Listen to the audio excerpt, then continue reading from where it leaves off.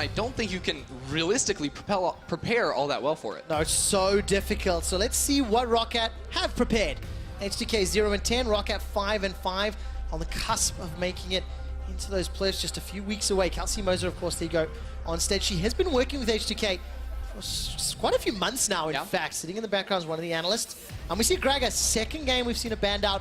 Is this going to become more of a trend on 8.14? Yeah, we're going to be seeing more Gragas. We were already seeing him last week back on 8.13. Already saw some games. Smitty J played that on his side, but a lot of different top laners feel like it does give you not only a pretty safe and strong laning phase, but also really solid engage later on. Well, talking about that, solid engage, Talia, Nocturne, Roccat, all gone. Aatrox is left open. That's now, spooky. Is he weaker? I heard he was nerfed, but pros don't necessarily agree. Yeah, so he's 100% is nerfed. Overall power has been taken down. The difference is where he was hurt in the early game, right? Some ratios on the Q, a little bit of that. His buffs were in the scaling department. So the E cooldown, that's his dash, went down dramatically at maximum rank. So you are going to see much more impact out of an Aatrox in later game team fights. Okay, so that's a benefit to H2K if the game goes long. Near insta-locks on the Kindred and the Morgana. This is in response to Camille and Orianna. So we're starting to see a slightly different flavor of draft, and that Orianna picking up steam here in Europe. Yeah, I love seeing the Orianna. I also like the Camille here because it can flex between Prophet and Memento, and people have been, you know, throwing around counter picks for Aatrox in the top lane. Camille is one of those that has come up. The mobility means she can dodge away from the sweet spots, and she's just all around a very strong duelist. So this might shoehorn the Aatrox into the mid lane, and we'll see if Roccat have an answer to it there. Oh, it's so exciting to watch. Now, of course, on stage, Shook is seated in the mid lane spot. Kadril in the jungle. Kadril, last time we saw him, did not have a strong performance when he was moved to the jungle from mid lane, but he's been playing a lot of jungle recently. Yeah, I mean, if you look at solo queue right now, rank 3 on the ladder. He hasn't played a mid-game game on his account in the last month on his main account, so it is impressive to see his sort of growth after he did make that role transition, and really surprising even with that to see him going into the jungle role and displacing Shook. Oh, going to be so interesting to see how the last 40 seconds of this pick ban plays out. Of course, once that timer hits 20 seconds after the teams are locked, you can no longer swap champions. So that will give us a very clear indication of who's going to be taking what where. Hiku has got his hands on Varus. This will be the first time that he has played this champion in summer. And in terms of the follow-ups, Galio, Jaime, and Rumble taking off the table. And quick shot, LCK is leaking over here into the LCS. Varus has been a pick for the last few weeks, so we've seen so much over there. The strength not only in long-range safe engage with that ultimate, but also some strong laning phase presence as well. Means that he is a pretty solid overall pick and can be seeing play with not just the Blade of the Ruined King, but the Rage Blade as well. There's a lot of different options for him in the build path. Okay, very interesting. Do you have a preference on build path that you like to see? So I actually like seeing Blade of the Ruined King earlier on the Varus. Ever since those Rage Blade nerfs a few patches ago, still get that later on into the build, but if you want a little bit more survivability in the lane and earlier damage, the Blade of the Ruined King is my bet on that. I like that. We'll see how the rest of H2K's comp shapes up, whether or not that changes any priorities. The bottom lane is now locked in for Roccat. Norscaran will be playing that Tahm Kench. Obviously, taking a look at Sheriff's gear there, apparently. Check it out. I was a bit confused as to what that was. What would you expect to see from Roccat now? Because obviously Memento can take that Camille. Obviously, it can go to Prophet as well. Kai'Sa now locked in, and Lulu potentially. So where do you see Roccat pivoting now that we see H2K's comp? Well, if the Lulu is locked in, then it very likely means it will be Aatrox in the top lane. So I say leave that Camille for Prophet up there, unless they have an even better pick. There have been rumors, some mumblings about perhaps a Fiora matchup into that Aatrox. But regardless here, I love what I see on the side of H2K. We thought for a second maybe it's going to be the Lulu mid, but it will be Shook on a supportive mid laner regardless. The Morgana is that option. Oh, very, very interesting. Dark Binding for days, fairly safe-ish. Sure. Laning phase, I suppose. Look to neutralize that Orianna. And now Roccat will give us the answer. Where do they put Camille? In the jungle with Memento. He has already played that twice, undefeated, and a KDA of 12, 3, and 14. So Memento is very comfortable on this champion. Yeah, he is, and it's an early game playmaker. That's what you always want to see Memento piloting in the jungle. We're definitely going to see some early action out of him, and it'll be especially interesting to see how he matches up against Kadril. Kadril's return into the LCS on a carry-oriented champion himself means that there's a lot of potential for these two players to butt heads. All right, 7 seconds left before you and I get proven wrong. Kadril still sitting on that Kindred. 2, 1 will not be changing, and that's it. Mid lane shook. Kadril returns to the EU LCS stage for his first game in a very long time back in the jungle. And the question is there more or less pressure? When the team is at 0-10 and expectations are, let's be frank, very, very low, this is where Kadril can potentially step up, break that losing streak, and prevent H2K going on to set or break a losing streak record. Yeah, well, I mean, we actually heard from Memento last week during the post-game lobby that he saw H2K when they played against Schalke and they had that good early mid-game, that it felt like they weren't playing with any strings attached. They were making plays, they weren't scared to make mistakes, and if they're going to pick up wins, they have to have that same mindset. Ooh, it's so interesting. I love it when we get these substitution situations that really make you ask more questions, that really make you dive deeper into the teams and the players and their mindsets. Talking about those teams and players and mindsets, Memento has been a make or break jungler for Roccat. We see his face just as we load up onto the screen. And of course, he's going up against Kadril. Now, I do think I want to take a closer look at Kadril, because he is number 3 in solo queue, but the skills that get you to number 3 in solo queue do not necessarily translate to the stage. So what do you want to see for Kadril on Kindred going into this Roccat lineup? Well, honestly, on the Kindred, you can play a little bit more comfortably, a little bit more laid back, and just try to farm up a little bit. But when you actually look at the champions he's played most in solo queue, it's the Graves, it's the Kha'Zix, it's the Nidalee. So it fits under this umbrella of aggressive, carry-oriented jungler. So I am excited to see what he can do on a champion like the Kindred, because it falls into that same wheelhouse and should be relatively comfortable for him. Yeah, and I think it is very important. The reason I keep stressing he's number 3 in solo queue, and I keep mentioning it, the last time we saw Kadril on the EU LCS stage, his stats were abysmal. He was moved from mid lane to jungle. It was a difficult situation. You can see KDA 0.2, no kills and assists at 15, negative goal difference as well. And with all the experience he's gained, how much better has he gotten coming up against Memento, who's a jungler in form on a champion he's undefeated on? Right, and that's the question we have to ask, because of course after he was replaced by Shook last split, that's when H2K went on that second half of the split tear and made their way back in towards playoffs. And now we're seeing the reverse of that effect after the same roster that had that great run has not found that same success. So by mixing up a few of those pieces, they're once again hoping to find that spark to, you know, get them towards that playoff run. It's exactly what Fisher was saying on the analyst desk as well. You know, just a different voice, a different energy, different placements. I mean, it is now legitimately a different team. So Roccat have to factor that into their prep. And of course, the man that may be the most hard-pressed right now in the early game is going to be Memento. We did a sort of a deeper dive on Memento's playstyle and decision-making as he's chased out of his own jungle by the Wolves. He spends a lot of his time around top and mid and less of his time around bots. Yeah, and I expect we're going to see a very early top lane gank here, because what you can do is by taking four camps is usually the money point to hit level 3, but if you include 2 small wolves on top of your other 3 camps, that will get you to the level 3 point. All right, we'll finish off that Memento story in a moment as Kadril jumps onto Blank. Now, of course, Memento, level 3, he can go mid, he can go top. You can look at his impact. 4th in kills and assists at 15, 4th with goal difference in lead. Spends 50, well, he's 5th in terms of the time he spends around his laners in jungle proximity.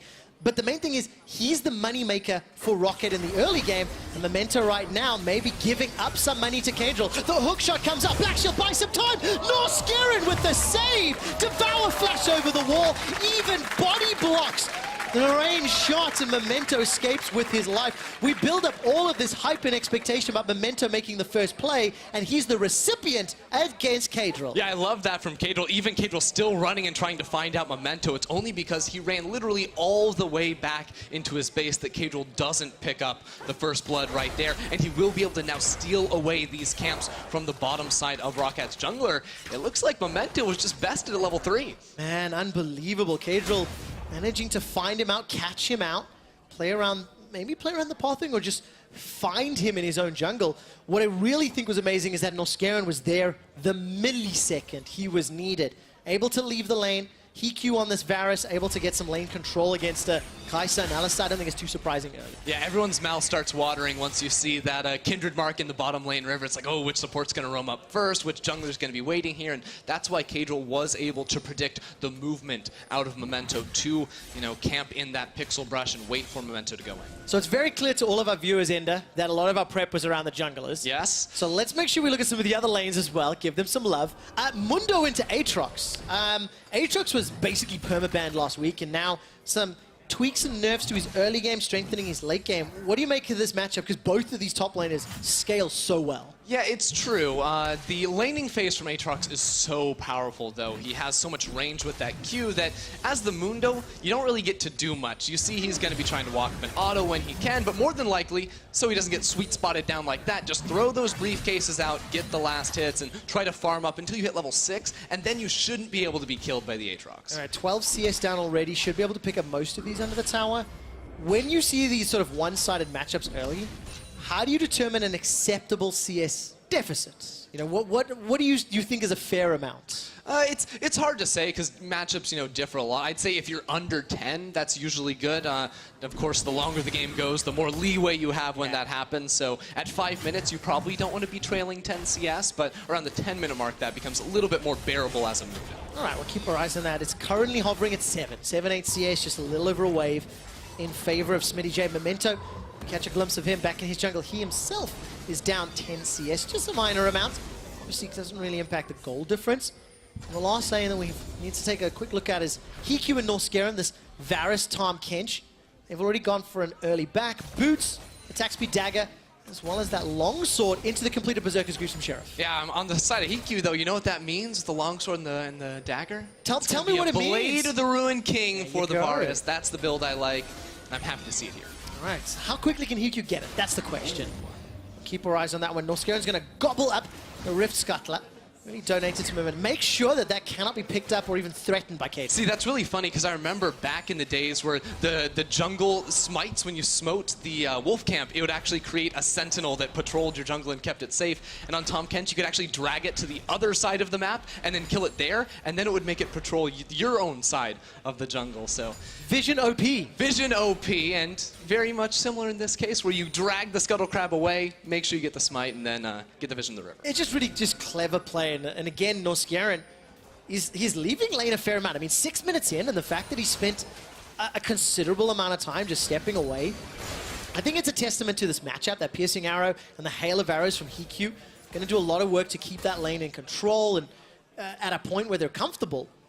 Promiscu, by the way, he's already picked up those Swifty boots, so going to look for any sort of engages, any sort of opportunities. Looking at items, Execution is calling, and Kindle Gem. So maybe Smitty J potentially want to extend this gold lead even further, or the laning power even further. The Grievous Wounds against the Dr. Mundo is going to be so vital in this matchup here for Smitty J. And then as far as the Kindle Gem is concerned, cooldown reduction is the best stat you can possibly have on the Aatrox. Definitely want to get that as Kadril prepares for a gank in the bot side. All right, Promiscu manages to get the headbutt and the pulverize. Devour comes down from Noskaran. He's got no flash available to him and spits out HeQ. A fairly rudimentary defense.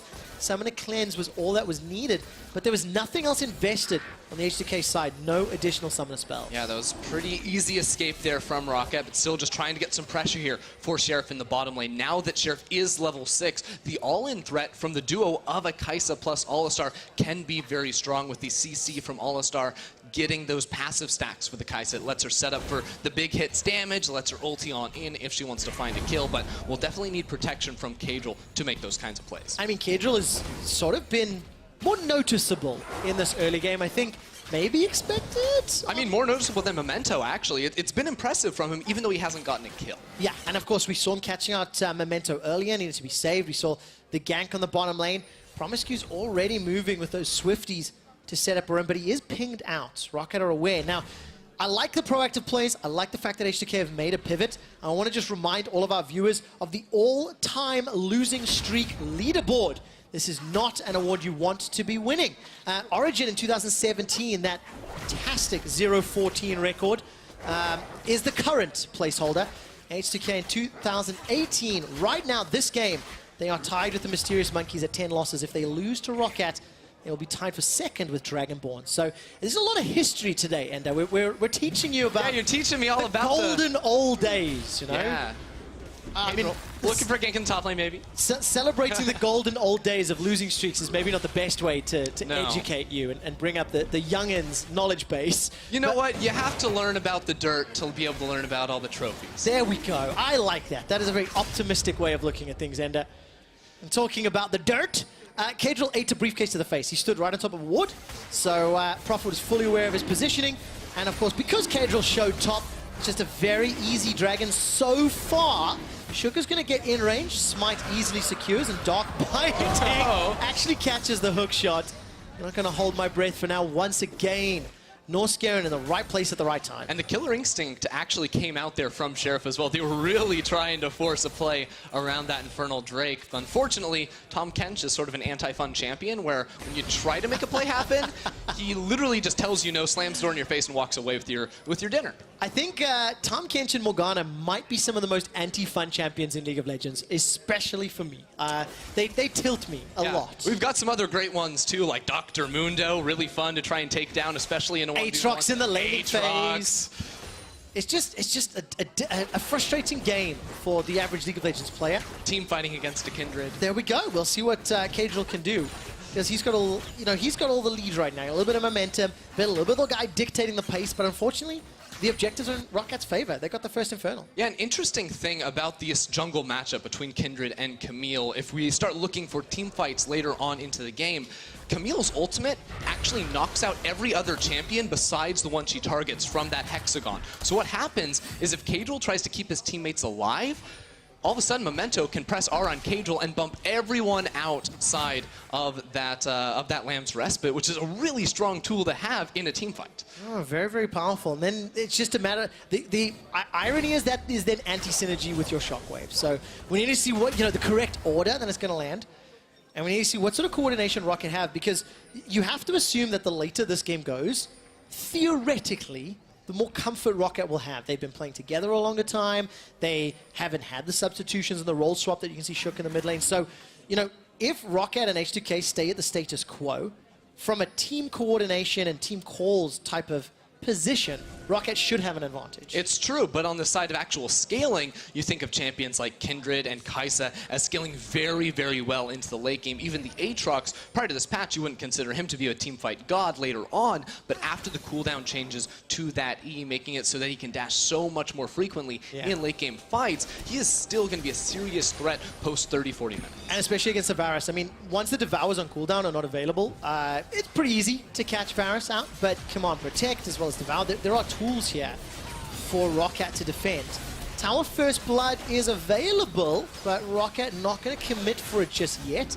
Content to the chip damage. And, I do bring up the game times because, as much as I love to talk about stats and whatnot, we're looking at H2K and saying, well, they're losing less badly.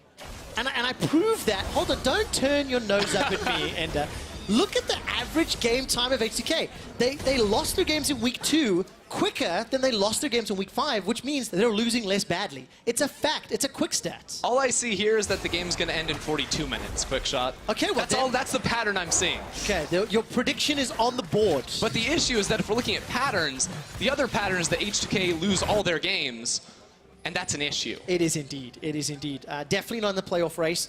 Lost split, I think they were 1-7 before they started to turn it around. They will need some mathematical miracles to bring it back. They are not yet, mathematically speaking, eliminated, but the odds are not in their favor. definitely not the lead character in the Hunger Games. Yeah, and after losing that Rift Shield, I think Roccat will be making a play for this bottom lane turret. The sort of race is on now as Kadril drops the Herald to try and break down that top outer. Okay, bottom tower is significantly lower in HP. How does the charge work out? Hikyu, 1 or 2 more autos. There we go. Tower first blood and a momentary 700 gold lead. In terms of CS advantages in favor to Roccat as well in the bottom lane, but a significant advantage in the top lane. But now take a look at this positioning. Prophet, Sadism is on cooldown, and Norskeren has already made it to the top lane. He's looking for Kadril. Smitty J throws down the world ender. He's running for his life. First blood picked up to blank. The coordination right there between Norskeren and Memento, timing the CC chain as soon as Norskeren was going to spit him out, just goes to show how well these players work together with each other. That, I believe, was a summoner teleport swapped to by Norskeren via the unsealed spellbook to make that gank happen and secure first blood for Roccat. Oh, it's very well played. Tower first blood, first actual blood, first dragon. We're approaching 15 minutes on the clock, and Roccat are just in a very, very good position. This was the replay. I didn't actually quite see how Norskeren. Yeah, so what actually happened, I believe the ward was dying as soon as he teleported on into it. So on the minimap, the actual interaction, you couldn't see it anymore, but he still came through nonetheless, thanks to that unsealed spellbook, and the coordination for Roccat really showed up. Yeah, really nicely done, and you know how much I love my stats. When Roccat secure first blood, they have a 100% win rate. And last week when we were looking, when Roccat had a lead at 15 minutes, they also had a 100% win rate. Let's see if they can do that again. Flash engage from promisQ, not going to find his target. Defensive flash over the wall from Hikyu, running for his life, but Sheriff shuts him down with a killer instinct. H2K are on the board. They managed to get one. Now they're trying to make it out of the jungle. Nice to see H2K, though, grouping up even after a botched play in the top side and forcing something to happen there. Sheriff getting very aggressive with the flash forward, and now that he's got himself his own completed Stormrazor, H2K can try to take some of these fights. All right, H2K still even. It's a 500 gold difference. I mean, this is touching distance. It's so close. And H2K have to prove that their Kadril and Sheriff combination can make these team fights work, because they don't really have a tank. There's not a traditional tank on the front line, and they've got to get through a fair amount of HP bars in the Mundo and the grey health of the Norskeren Tom Kench. So they've got the damage to do it, though. Yep, and they're playing around the top side of the map at the moment while Roccat are completely focused down bottom. The reason why that play was actually able to happen is all this vision control on the northern half of the map for H2K. It was absolutely fantastic. They saw Hikyu coming from a mile away, and the way the game is sort of shaken out is this divide straight down the middle lane, and because H2K have been able to, trade relatively evenly across the board, it has looked pretty good for them so far. Of course, in this play, all the vision we just talked about showed H2K exactly where Roccat were coming from. One of the wards was used to teleport in from Smitty J and help set up for that kill onto Hikyu. Yeah, definitely the case. H2K going to be very happy with that one. Even happier that it goes to Sheriff. You absolutely want to accelerate this Kaisa.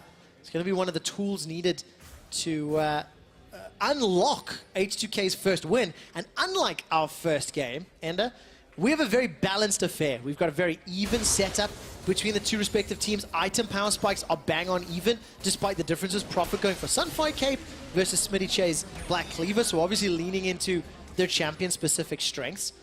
Let's set some expectations for the next 10 minutes.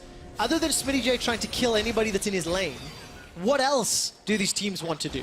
Ooh, I'm actually looking here towards Sheriff just a little bit, because that item build, it's a little bit of a change for us, because it's the Stormrazor build as opposed to the Ginsu's Rageblade. Ginsu's gives you a little bit more later game team fighting, whereas I think H2K want to keep looking to force fights here alongside with the tools of promisQ and Sheriff to find more picks like they did just a few minutes ago.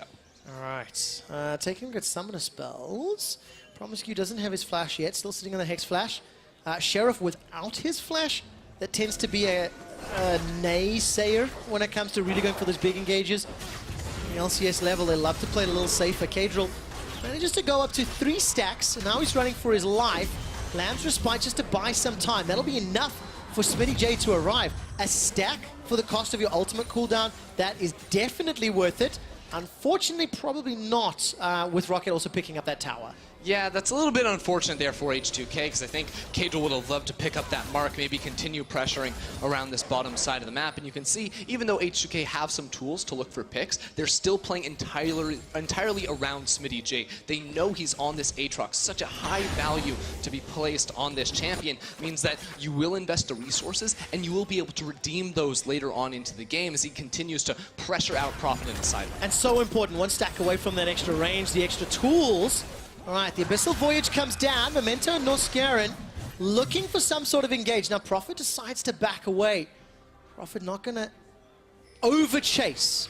That definitely was the right call. Roccat maintaining a 1,000 gold lead, a 2 dragon lead, and a single tower lead. So it's not a stomping of a game, but it is still Roccat favored. It still feels like it's 60% in their control just based on all the metrics that you can see. And the reason why it feels to me like Roccat is in control, because I'm just looking at Norskeren and Memento. They're walking around the map almost everywhere together, trying to look and force plays with the Abyssal Voyage, with the power of the Camille. And even though they only do have that 1 kill on the board, you can see that they've totally reversed the vision control that H2K once had. Now they're the ones putting in some deep vision and buying some protection for Prophet in the bottom side. Yeah, and of course, let's turn our attention to Shook. You know, I think we've covered the Cadril story and impact fairly well. Shook, mid lane Morgana, he's down, what's that, 28 CS. Matchup that I think maybe is a little difficult, but what do you make of this when you think about Morgana's as Oriana's? Because it doesn't look like any further action. He's not inting. That's a great thing for H2K. He's playing mid lane Morgana. He's there to farm, clear some waves with the W. You know, it's all good. As long as he's literally not down like ludicrous amounts, it's totally fine for them, because where they want to have advantages is bottom lane and the jungle. Yeah, exactly. And it's definitely is the case for now in terms of Sheriff. But unfortunately for H2K, they're just, again, caught a little bit napping. You know, that's the second tower in a row where Roccat have picked it up without any sort of contest. Yes, H2K were able to secure at least a mark for Cadril, but it's simply, I don't think, worth. It's 2,000 gold down. H2K now will have some uncontested time on this mid lane tower, but Chain of Corruption is available for Hiku. Starts to sprint. That's a teleport. The Black Shield's a little bit late for the teleport, coming in from behind. Shockwave whiffs as Cadril's able to use the Dancer Barriers to get around the back. There's no sadism available, but everybody's in the melee! Blunt takes out Cadril. Lambda Spike wasn't even used. That's simply not good enough. Promiscu gets killed as well, and another onto Smitty J. Roccat wipe H2K. Prophet comes in for the flank right there. Norskeren immediately heads off towards the Baron. It's just Sheriff left alive, and he cannot contest this objective. Absolutely not. Sheriff goes to farm up what he can. What? Norskeren, what? Come on, bro. Norskeren can save everybody else's life. He cannot save his own. There are gigantic smiles and laughs on the face of that Norwegian wonderkid. But Roccat now exemplary team fight in the mid lane. Yeah, we have to watch here and see what CC locks down Cadril to stop the Lamb's Respite, because it's actually huge. He dodges away from the Shockwave, which looks fantastic for him, but unfortunately, it's when he comes in here at the end, I believe, was nothing actually stopped him from using. He just didn't press that button, and that cost his team so dearly. Oh, such a difficult scenario to be in. Roccat, they managed to turn this one around, and I think in a straight-up team fight, I prefer Rockat's team composition. It makes more sense to me. There's more synergies. That's after he died to Baron. Yeah, thank you for clarifying that one for me. The people needed to know. Well, Norskeren's done such a good job with those Devours all game long. I think we'll let that one slide. We saw the Void Seeker rather, coming out from Sheriff. He decided not to pull the Killer Instinct. I'd wondered if there was some sort of opportunity to go in. And Roccat, in 60 seconds of play, they jump 6,000 gold and Baron buff, and potentially an Infernal, but this one, H2K can contest. Yeah, H2K are already making their way over, but it's just a little bit too late. Now, what do? They go back and try to clear wave minions for the next 3 minutes of this Baron. Man, I was really expecting them to go a little bit more aggressive into that play. I suppose into a team with Baron buffs that has recalled after killing Baron and spending that gold, it's a difficult scenario to be in, and H2K will at least get themselves a reply turret, I suppose. The second of their game. Dark Binding doesn't find any targets. Sheriff decides to go in with Killer Instinct. optimistic at best, and it doesn't pay off. Yeah, not really sure what the idea was right there with the Tom Kench sitting next to Hikyu. The play was not going to result in a kill, a little bit of a wasted cooldown, I feel. And right now, with the way that Roccat are moving, almost looks like Prophet is trying to come down and collapse onto H2K if they were just going to overstay a few more seconds. I immediately looked at the teleport time as Memento baiting that hook shot engage, jumping all the way to the wall and decides to go backwards, not forwards. But at the end of the day, Roccat with absolute control, and they're on the aggressive. Yeah, and they've actually stopped H2K from getting recalls off. There's a massive minion wave building up in the bottom lane that Roccat are going to be the first ones to rotate down on over towards, and that should potentially net them a turret. Yeah, absolutely the case. Look at the minimap. I think the top lane is pushing in favor of Roccat as well. So multiple threats on multiple fronts. Okay. Look at that. Command attack and command dissonance, and Shook just gets burned through. Now Smitty J is in trouble. World Ender is thrown down. He's trying to escape with his life. The tower is the focus. Killer Instinct Look at the mid lane. Sheriff. He simply cannot engage. H2K are spread far too thin. They're spread far too wide. And this is one of the frustrations when you have those substitutions. Different communication, different players, and now H2K are being decimated where they stand. 2 quick kills in favor of Roccat. Cadril manages to find his ultimate this time around. Memento not gonna get taken out, does in fact a moment later, but it is at the cost of 2 inhibitor turrets as well as entire team. H2K are aced and Roccat are destroying their base. I mean, this game started off slow, but as soon as Roccat found that team fight in mid lane, got the Baron, it was all go ahead here for Roccat for the win. 3.5 minutes is all it took for Roccat to win after one team fight. Roccat destroy H2K. And H2K now have the second longest loss streak in the EU LCS at the hands of Roccat. Roccat maintain their binary playstyle, and with a lead at 15 minutes, they win. But that's not good news for them, because that might mean they lose tomorrow against Vitality. That's the toss-up, right? Do you win against H2K, or do you let them beat you, and then maybe you pick up the win against Vitality? Was that the curse of Roccat? 1-1 every week. It's a 1-1 every week. It was a improvement on the early game for H2K. They went even with Roccat. Now, to be fair, I think Roccat played that one safe. I do have a follow-up question for you, Ender. What was the game time? 24 minutes and 50 seconds. We've regressed. My quick stat about longer game times didn't pan out. To be fair, it's a different team, so you can maybe Touché. shrug that one off. You're 100% right. New team, new roster. Therefore, new records need to start for the players. Yeah, I just don't want you to be wrong and then find you sleeping in the studio again. Thank you very much. Like, yeah, it's just really not a good look for you, man. No, it really isn't. It really isn't. Have to get sent home, loaded up into the car. But Roccat, very good performance, 6-5. Definitely one of the dark horses. As we look towards that playoff race, they're sitting, I think, tied for 5th at the moment, depending on how those head-to-heads shape up. They're in the running, they're in the race. And it's just even until one team fight past 20 minutes. Yeah, and that's sort of a good thing to see out of them too, because usually it is an explosive early game from Memento that's been able to snowball them into an early win, and then when they fall behind or don't get an advantage, that's when they tend to struggle. But seeing them against H2K go even for so long and then out team fight their opponents is a good sign moving forward. It is. That team fight at 20 minutes, I have a replay for you that I absolutely want to look at. And, you know, it's H2K starting on the tower and maybe a little bit of a late Black Shield that starts this whole chain of events off. Yeah, there was a lot of things going on in this team fight, but one thing is true. Hikyu was not being touched during this fight, getting off so much DPS consistently. No one quite able to dive onto him and threaten him out meant that he was going to tear H2K apart. Yeah, that's exactly what they did.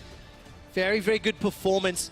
This time round, of course, the team fights. And we have to look at 3 players who are impactful in those team fights. Noscera, Memento, Blanc. They're looking to secure player of the game. They need your vote. Head over to LOL Esports on Twitter.